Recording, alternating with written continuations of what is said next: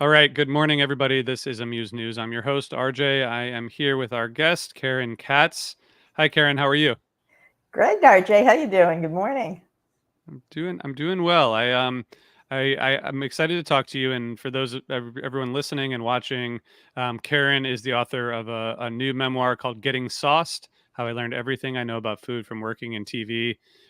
Just came out, I think last week, Yeah. right? hmm Awesome. Congrats. Thank you. Um, And it's interesting because you have this career that I think did not originate in food, but ended up being extremely centered in food. But which I want to talk to you about some of that. But I guess tell us, how did you make it to? Um, I know I've read that you had like really no culinary background. How did you get your start working in food media or food TV? Like what's the story there? Well, back in the day when Food Network was just, developing, they had on their staff, really, they only had culinary people. They had cooks and, backstage people, people who wrote for magazines, but they really didn't have anybody who had television experience. So the shows were, at the time, they were called dump and stir shows. Really it's just the chef behind the counter and making food. And they were very, very simple. There was no Iron Chef back then. There's nothing.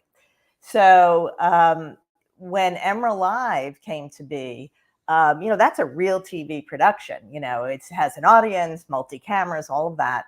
And I wish I could say I originated the show, but I didn't. It was on for a year before I got there, but there were a lot of problems backstage because no one had the right experience.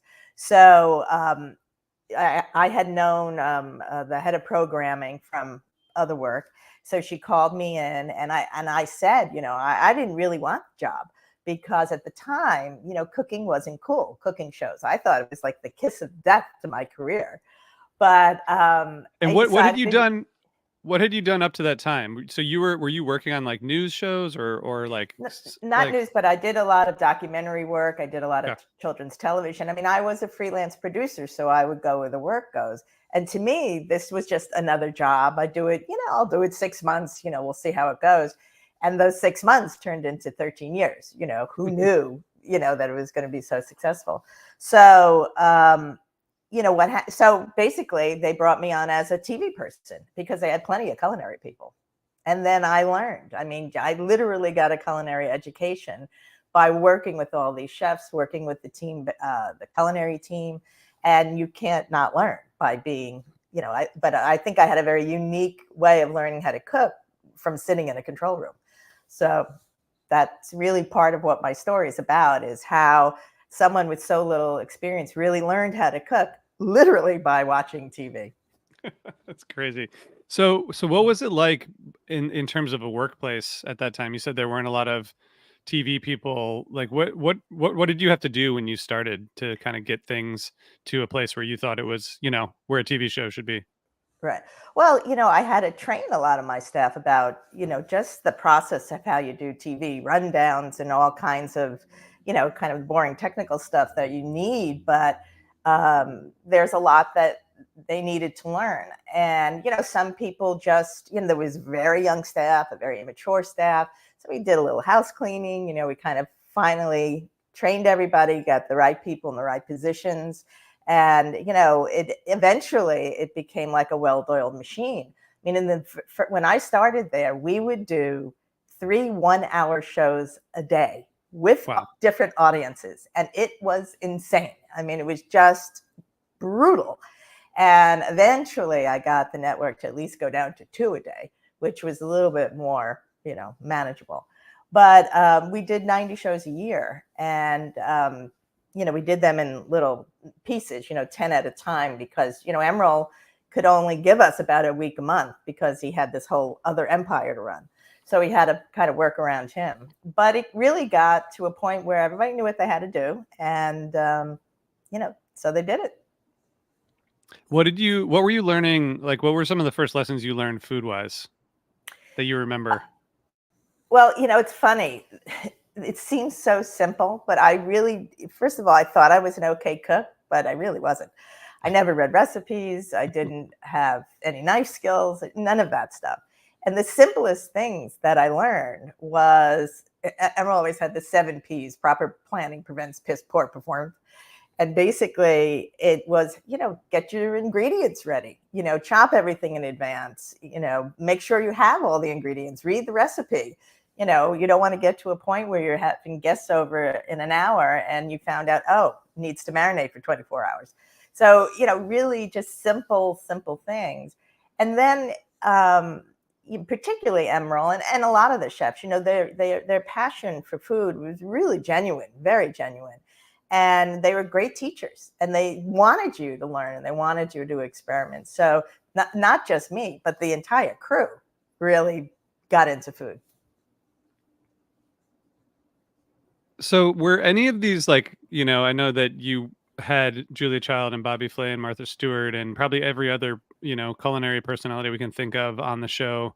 Did anyone come on before you really knew what you were doing? And did you have any like disasters in terms of, trying to deal with someone famous who, while things were still getting worked out?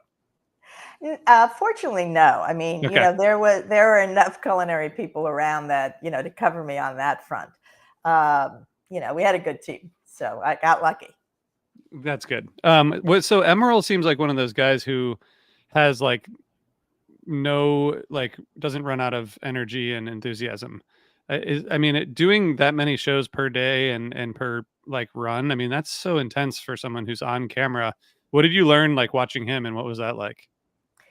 Well, it was really very interesting because off camera, he's a very quiet guy. He's not the kind of guy who needs to be the center of attention all the time. And, so it's really like any good performer, it's about storing up your energy and letting it loose, when you need to. And he was great about it. I mean, he never, wavered, and, he knew how to pace himself, and the audience actually gave him energy. So you could tell how, if it was, usually we had crazy audiences. They were beyond, excited to be there. But if it, occasionally you'd get just a funky day or something was going on, and you could see it a little bit, but he would really feed off of the energy. And even if he was tired or something was going on, it always energized him. I guess that's how you have to be, right? If you're on TV every day, like you have to be you have to be energized by that. I think some people are the opposite, right? Yeah, exactly. I mean, it's like a shot of adrenaline, Yeah. So. Yeah. But I feel like after a while, it would just start to not be as powerful as it was at the beginning. But it seems like somehow, I mean, there are people like that, like any of these food personalities who are on these shows. It's like, how do you do it every day with the same amount of enthusiasm and energy? And I guess having a passion for the food also helps. Yeah, I think so. And it's not as if he really had to pour it on. I mean, it really was a very genuine. I think that's why people liked him, because it really was very genuine. And so once things got, you kind of sorted out the team and got everything working, what was it like in terms of the day to day? And I guess for people who work in the food industry or people who might, work in kitchens, like how different is it from what you see on TV to what you see, behind the scenes, and especially in terms of the food aspect? Well, a lot. I mean, there's a lot people don't see. And, any food show has an army, behind the scenes. And two armies, I should say. Regular TV, you have your production team and the camera guys and sound and all the technicians. But you also have a separate team who deals with the food. So any recipe, all of the pre-planning that has to happen, people don't really realize what goes into it. But, for something like you're going to make a turkey, well, you can't sit around for 4 hours while, we wait for a turkey to cook. So we get a recipe from the chef. The culinary team breaks it down into stages, including what's a shop for, how many days before, how do you prep it, how many birds are you going to need, because what you do, what they call swap outs, which is, if you ever notice, a lot of these shows have double ovens or whatever. So, the chef will, prep the bird, shove it in, and then you go to commercial break, come back, and another bird is half cooked and comes out. Ooh, like magic. But Right. all of those stages, there's a lot of people involved to make that happen. What are some of your favorite stories, just in terms of either guests or episodes, or what's particularly memorable for you? Well, of course, Julia Child was beyond, it was as if, the queen was coming, to the set. And, it was later in her life, but she still had that lurching voice, and she was wonderful. But she really wanted nothing to do with us production people. All she wanted to do was meet the people back in the back, the kitchen staff, all the cooks. And she did. She talked to each and every one of them. And it was really a very, very special day. And the only other guest who came on a few times, whom we all adored, was Elmo. Elmo was it was really interesting to have a puppet cook. So that was fun. So we had a lot of great guests. I feel like Elmo, like that's a pretty different kind of prep. Production wise, yes, it was. right? We had to stick a spoon, with Velcro to his hand, so yeah. he could stare. It's funny. How did this change your perspective on food? This job? Oh, it 180 degrees. I mean, first of all, it made me fearless. It made me realize that I could try anything. I can attempt anything. I can't say they're always successful, but I'll get a cookbook, or I'll get something or I'll have something in a restaurant. And I'll, just the other night we were out and we had this kind of whipped ricotta thing to dip with the bread, which was delicious. And I thought, oh, and I really paid attention to what it was. And then I went on the internet and looked for a couple of different recipes for it, and I kind of duplicated it. But it just gets you interested in what you're eating, how you're eating. Emeril always was about food of love. And it really is. When you make dinner for someone or guests or when we entertain, it's very satisfying. Yeah. And I actually use cooking as a way to relieve stress, because, whatever's going on with work or whatever other things, I find it very relaxing. So in many ways, it's really changed everything. That's great. Thanks for sharing that. Were there any huge disasters you had to deal with, either backstage or live? Anything like that sticks out as a actual fire or a proverbial fire? Right. Well, there's a kind of running theme in the book about my mother, in that she actually could control the weather. And when we would go on location and shoot outside, it was terrifying, because if it rained, you're totally screwed. And we had a number of shows where it was threatening, and, it really should have been pouring, but, she watched her Weather Channel, and she, kind of did whatever she does with the front. And so she kind of became known as like the weather goddess for the shows. But one time we were doing something on a Circle Line around New York, and Emeril was cooking or whatever. And I called my mom, and, because the weather forecast wasn't great. And she said, well, you have to start at 6 o'clock. If you start after 6 o'clock, you're going to be in trouble. And I did start after. I started at 6:10. And the last act of the show, we got through the whole thing, it poured. And because I didn't listen to her. And we had to wait. And it was horrible, because everything was just about that. But we had to wait for like 3 hours before the storm. And then we had to dry everything off. I mean, it was awful. Everybody was cranky. That was a bad day. That was a bad day. And so listen to your mother. That's yeah. I was gonna say that's the lesson. Were there a lot of on-site? I mean, it sounds like you had pretty good luck with that aspect, because that seems like that's a real gamble. Yeah, we got so lucky so many times. The first big show we did was in Chicago at the Taste of Chicago, and it was a huge cooking concert that had never been done before in the Petrillo Band show area. And Mm-hmm. that's like in Grant Park, and that's like doing it in Central Park. And we didn't know if people would show, there was a big space, and we had about 10,000 people came. And it was one of those Wow. horrible, sticky nights, with the humidity was really high.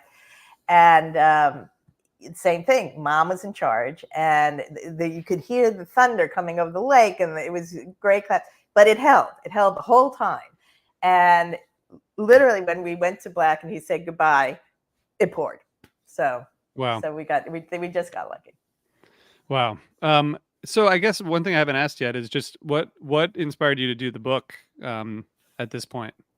Well, I had the idea for it years ago, and I like to write. I've been telling stories my whole life, and because of COVID, there was not a lot of work going on, and I finally got serious about it. And I would always go to parties, and when people would find out what I did, they always were fascinated by some of the backstage stories. So I thought, it's a fun romp. It's not just about Emeril and Food Network, but it's also my journey through food, my childhood, how I started, how my mother couldn't cook anything. And it's really a journey about how a nice girl from Long Island kind of finds her way into 3-star Michelin chefs' kitchens, And it's a fun story, and the behind. I think people like the behind the scenes stuff that goes on, and it's. I'm really proud of it. I really feel good about it. That's great. Well, congrats. And what can you leave us with? I know you mentioned one of Emeril's kind of pearls of wisdom in terms of kind of being prepared. What else did you learn from him, or what are a couple of the other lessons that you learned from him being such a prolific person? Well, he was really good at, don't sweat the small stuff, and I am the kind of person who sweats the small stuff, but he, was very good at kind of looking at the broad view of things and knowing what's important, what isn't. And that was a good lesson to learn. That is great. I appreciate that. Well, I'm hoping that people check out the book. We'll put a link in the show notes, of course. The book is called Getting Sauced. And Karen, thanks for taking a few minutes. Oh, look at that. We have a picture for those of you watching. If you're listening, it's exciting. I'm excited to hear more and to check out the book. So thank you for taking the time, and everyone listening, thanks for tuning in. We'll be back early next week, but thank you. Thanks, Karen. Thanks. It was great chatting. Take care.